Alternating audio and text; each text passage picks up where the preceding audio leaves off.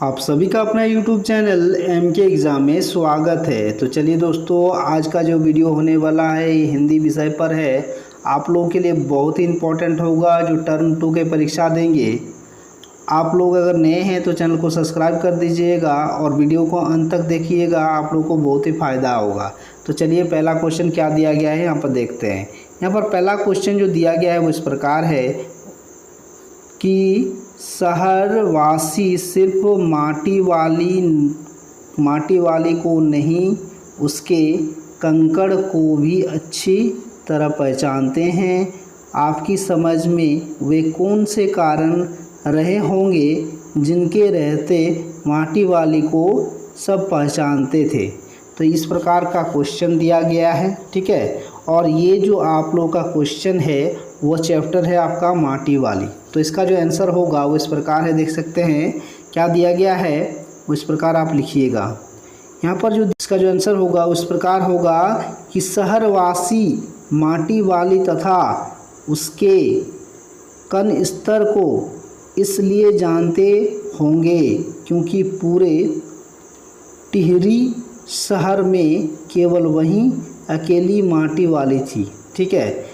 कहा जा रहा है कि शहरवासी माटी वाली तथा उसके कण स्तर को इसलिए जानते थे कि क्योंकि पूरे शहर में केवल वही एक माटी वाली थी। उसका कोई प्रतियोगी नहीं था। वह सब घरों में लिपने वाली लाल मिट्टी दिया करती थी। लाल मिट्टी सबको ज़रूरत थी, इसलिए सभी उसे जानते थे तथा उसके ग्राहक थे, ठीक है। क्योंकि वह सिर्फ अकेले ही मिट्टी वाली थी और सबको मिट्टी का ज़रूरत था। सबको वो लाल मिट्टी देती थी जिससे लिपाई पुताई होता था, उसका सभी ग्राहक था। वह अनेक वर्षों से इस शहर में मिट्टी पहुंचाने का काम कर रही थी। माटी वाली की गरीबी, फटेहाली और बेचारगी भी उसकी पहचान का एक कारण होगी, ठीक है। तो उनका जो पहचान उसकी गरीबी थी, उसका जो हालत था उसको देखकर सभी उनको पहचानते थे। तो इसका जो आपका आंसर इस प्रकार दीजिएगा, आपको पूरा नंबर मिलेगा। यहाँ पर देख सकते हैं। उसके बाद नेक्स्ट क्वेश्चन क्या है। यहाँ पर जो नेक्स्ट क्वेश्चन है वो इस प्रकार है कि भूख मीठी की, ठीक है, भूख मीठी की भोजन मीठा से क्या अभिप्राय है। देखिए क्वेश्चन किस प्रकार का आ गया है कि भूख मीठी की भोजन मीठा, मतलब भूख मीठा होता है या भोजन मीठा होता है, से क्या अभिप्राय है, क्या अभिप्राय है इसके बताना है आपको। तो इसका जो आंसर है वो आप इस प्रकार दीजिएगा। देखिए कि इस प्रश्न में यह तत्व छिपा हुआ है कि भोजन मीठा या स्वादिष्ट नहीं हुआ करता, वह भूख के कारण स्वादिष्ट लगता है। सही बात है कि आप अगर भरपेट रहे उस समय आपको कुछ भी दे, आपको उतना स्वाद नहीं लगता है, स्वादिष्ट नहीं लगता है। जबकि आपको अगर भूखे पेट आप रहिएगा, कुछ भी दिया जाए आपको तो वह स्वाद में लगता है, वो स्वादिष्ट होता है, ठीक है। तो इसी में कहना है कि इस प्रश्न के तत्व छिपा हुआ है कि भोजन मीठा या स्वादिष्ट नहीं हुआ करता, वह भूख के कारण स्वादिष्ट लगता है, ठीक है।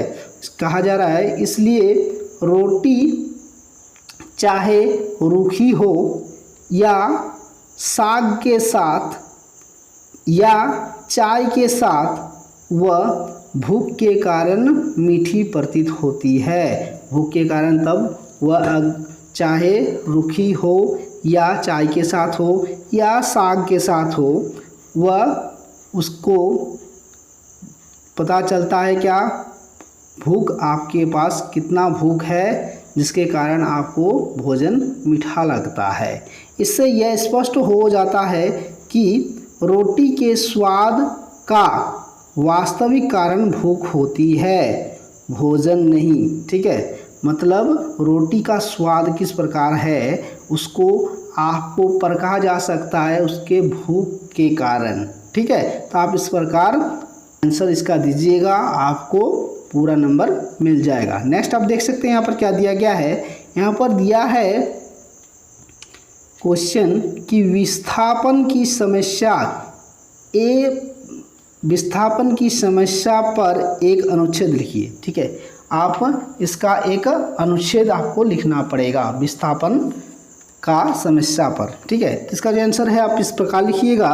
देखिए यहाँ पर जो दिया है विस्थापन का अर्थ है एक स्थान से उजड़कर दूसरे स्थान पर बसना, मतलब कहीं से भागकर दूसरे जगह जाके बसना क्या कहलाता है, विस्थापन कहलाता है। यह बहुत बड़ी समस्या है। ठीक है, यह बहुत ही बड़ी समस्या है। विस्थापन से जीवन पूरी तरह बिखर जाता है। एक जगह छोड़कर घर बार बनाकर दूसरी जगह जाके बसना क्या होता है, पूरी जीवन ही बिखर जाता है उसका। ठीक है, कुछ भी निश्चित नहीं रहता है उसका, जो निश्चित कुछ भी नहीं रहता है, जो काम काज करता है, जो भी करता है उसका छूट जाता है, फिर से उसको सब कुछ शुरू करना पड़ता है। सब कुछ अनिश्चित हो जाता है, पुरानी सारी व्यवस्थाएं छिन्न भिन्न हो जाता है। विस्थापन से सबसे बड़ी समस्या आती है। विस्थापन से क्या होता है, जो भी आप करता है, जो भी आप काम करते हो, कहीं भी जाते हो, कुछ भी रहता है आपका, सब छिन्न भिन्न हो जाता है। विस्थापन का सबसे बड़ा समस्या यही आता है। ठीक है, अब कहा जा रहा है कि घर बार और रोजगार की व्यवस्था, घर बार और रोजगार की विस्थापित व्यक्ति कहाँ रहे। ठीक है, मतलब वो जो छोड़ के जाए वह रोजगार उसका क्या लूट जाता है, कुछ भी नहीं रहता है, कौन सा रोजगार करे। ठीक है, वहाँ पर जाकर उसका क्या क्या समस्या आता है कि वहाँ कहाँ काम करे, क्या काम करे, रोजगार की समस्या उस पर आती है। पुराने सारे काम धंधे छूट जाते हैं, पुराने सारे जो भी काम करते हैं वह विस्थापित जब हो जाता है, दूसरे जगह चला जाता है तो उसका सब कुछ छूट जाता है, तो उसका जो पुराने काम धंधे हैं वो भी तो छूट जाता है ना। जिन लोगों को बुढ़ापे में विस्थापित होना पड़ता है उनकी तो मानो मौत ही हो जाती है। मतलब मान लो कोई किसी का कहीं से बुढ़ापे में एक जगह से दूसरी जगह जाना पड़े तो उसका क्या हो जाता है, वो उसका मानो कि मौत ही हो गया, क्योंकि उसका जो भी काम रहता है वो छूट जाता है, उसके पास कुछ भी नहीं रहता है, तो इसलिए मान लो कि वह मर ही गया। तो इस प्रकार आप विस्थापन की समस्या का अनुच्छेद लिख सकते हैं, आपको पूरा नंबर मिलेगा। नेक्स्ट आप देख सकते हैं यहाँ पर क्या दिया गया है क्वेश्चन। यहाँ पर जो दिया है क्वेश्चन वो इस प्रकार है कि माटी वाली के आधार पर माटी वाली का चित्रण कीजिए। इसका जो चरित्र है किस प्रकार का है उसका आप माटी वाली जो आपका कहानी है उसके अनुसार उसको बताना है। तो आप आंसर इस प्रकार लिखिएगा। देख सकते हैं क्या दिया है कि माटी वाली कहानी की नायिका मिट्टी बेचने वाली स्त्री है। कौन है वो, जो है माटी वाली कहानी का जो नायिका है वह क्या है, मिट्टी बेचने वाली स्त्री है। वह क्या कह रहा है कि टिहरी शहर से 3-4 किलोमीटर दूर निर्जन स्थान पर अपने बूढ़े लाचार पति के साथ रहती है। कहाँ पर, कहा जा रहा है कि टिहरी शहर से 3-4 किलोमीटर दूर निर्जन स्थान, मतलब जहाँ पर कोई भी नहीं रहता, अपने बूढ़े लाचार पति के साथ रहती है। पति परायण माटी वाली पति परायण स्त्री। ठीक है, पति परायण माटी वाली पति परायण स्त्री, समझ गए ना। वह स्वयं बूढ़े पति का सहारा है, मतलब वही स्त्री उसके जो बूढ़े पति थे उसकी जो सहारा था वह वही था। कौन, माटी वाली था। ठीक है, उसका पति का भी सहारा वही थी, ठीक है। उसके बाद दिया गया है कि कर्म एवं साहसी, वह दिन रात कड़ी मेहनत करके माटी खोदने से लेकर बेचने तक काम करती। वही क्या काम करती थी कि दिन रात कड़ी मेहनत करके माटी खोद कर उसके बाद बेचने तक की काम वही करती। उसके बाद कहा जा रहा है लोकप्रियता, क्या लोकप्रियता उसके, वो जो है वो लोकप्रियता किस प्रकार का था उसमें, देखिए उसका स्वभाव इतना कोमल और विनम्र है कि सब लोग उस स्वयं चाय रोटी देते थे। उसका जो स्वभाव था इतना विनम्र था, इतना अच्छा था कि लोग उसे अपने से चाय रोटी देते थे।